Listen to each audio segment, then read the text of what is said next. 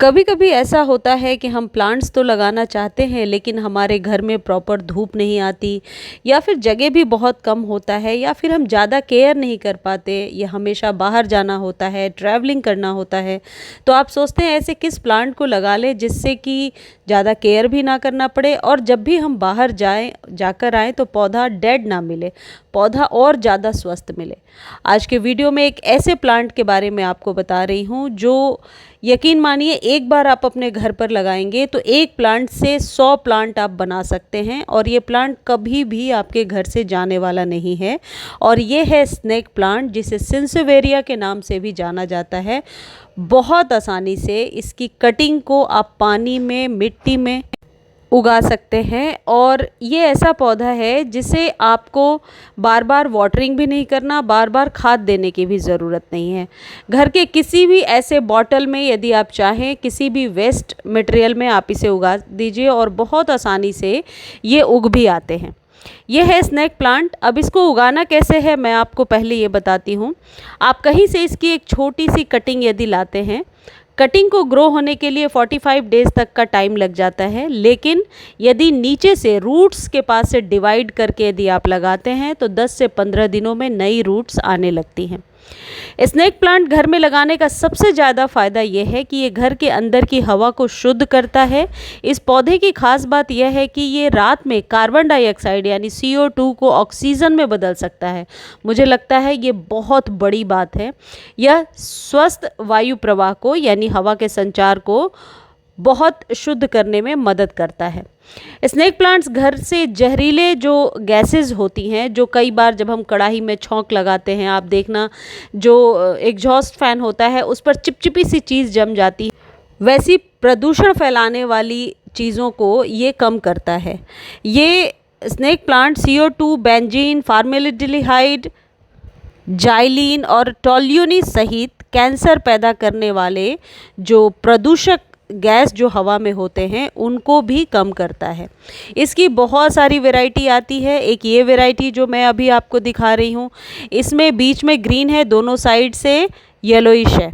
कोई वैरायटी ऐसी होगी जो सिर्फ ग्रीन होगी और एक इसकी वैरायटी होती है जो स्मॉल होती है और उसकी हाइट तो ज़्यादा नहीं जाती लेकिन वह चौड़ाई में बढ़ता है। इस पौधे को आप लिविंग रूम में रख सकते हैं, वॉशरूम में रख सकते हैं। इसे धूप की ज़रूरत नहीं है।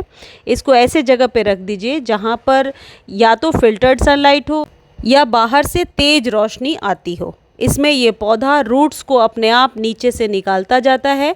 आप रूट्स के पास से इसे निकालकर आसानी से दूसरे कंटेनर में लगा सकते हैं।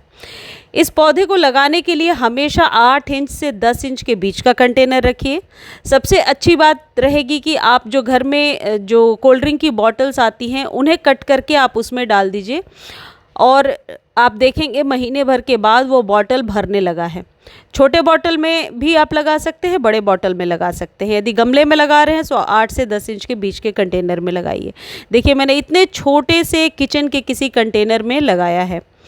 इसे रूट्स के पास से मैं निकालूंगी और दूसरे गमले के ऊपर भी यदि मैं इसे रख दूंगी तो इसकी रूट्स अपने आप ही मॉइस्चर लेकर के रूट्स बनना शुरू हो जाएंगी। देखिए ये पूरा ही भर गया है। ये इसे निकालूंगी तो ये पूरा ही निकल जाएगा। एक को कट करके निकाल कर मैं आपको दिखाऊंगी। तो कंटेनर्स आपको समझ में आ गया। अब इसे वाटरिंग कितनी करनी है। 10 डेज़ पर एक बार अच्छे से वाटरिंग कर दीजिए। जब भी वाटरिंग करें इस बात का ध्यान रखें कि गमले के जो ड्रेनेज होल है उससे पानी बाहर आ जाए, मतलब रूट्स तक अच्छे से पानी पहुंच गया है।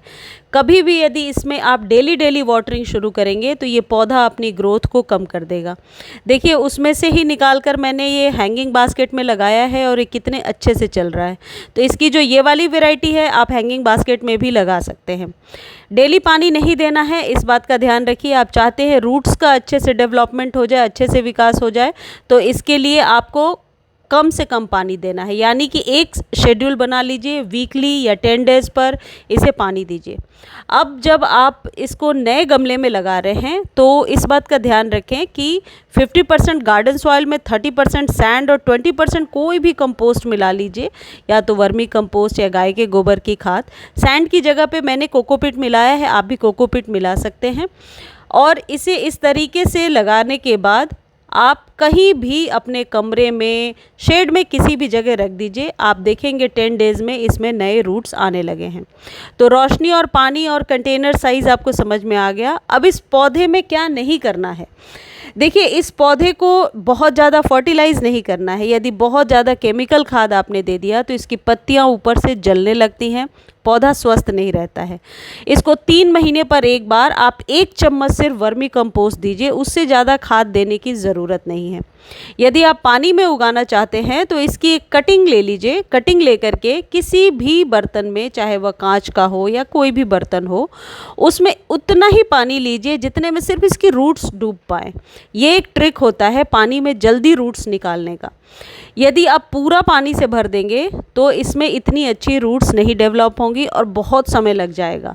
नीचे से सिर्फ आधा इंच पानी दीजिए जिसमें कि इसकी रूट्स डीप होती रहें, तो आप देखेंगे नए नए रूट्स बहुत जल्दी आ गए हैं।